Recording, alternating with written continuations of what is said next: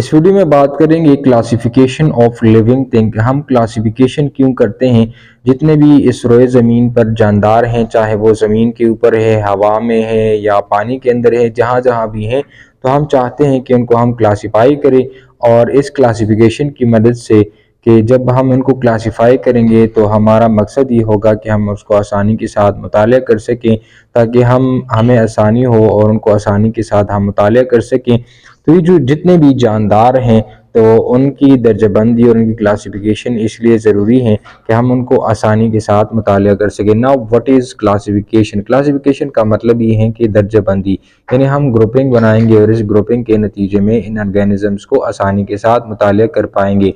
Grouping system of all living things on the basis of similarities is called classification. यानी कि जब हम classification करेंगे तो क्लासिफिकेशन का मतलब ये होगा कि हम इनको सिमिलरिटीज़ के बुनियाद पर ग्रुप्स बनाएंगे और इन ग्रुप्स का मकसद ये होगा कि उनको हम फिर आसानी के साथ स्टडी कर पाएंगे।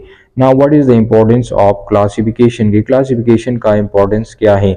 उनका इम्पोर्टेंस ये है to study all the living things easily, कि हम जितने भी जानदार हैं, चाहे वो मल्टी सेलुलर हैं, चाहे वो यूनिसेलुलर हैं, और इन तमाम जानदार को हम आसानी के साथ मुताला करना चाहें तो उनके लिए ज़रूरी है कि हम पहले क्लासिफिकेशन करें और फिर क्लासिफिकेशन के बाद इनको हम स्टडी कर सकें। तो अब उनकी क्लासिफिकेशन के बुनियाद पर हमने डिफरेंट ग्रुप्स बनाए हैं, डिफरेंट किंगडम्स बनाए हैं।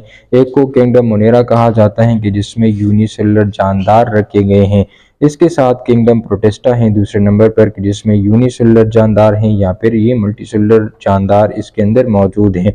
इसके साथ तीसरे नंबर पर किंगडम फंजाई हैं, जो कि मल्टीसेलुलर जानदार इसके अंदर रखे गए हैं। इसके साथ जो फोर्थ नंबर पर किंगडम प्लांटी हैं, जो कि मल्टी सेलुलर होते हैं।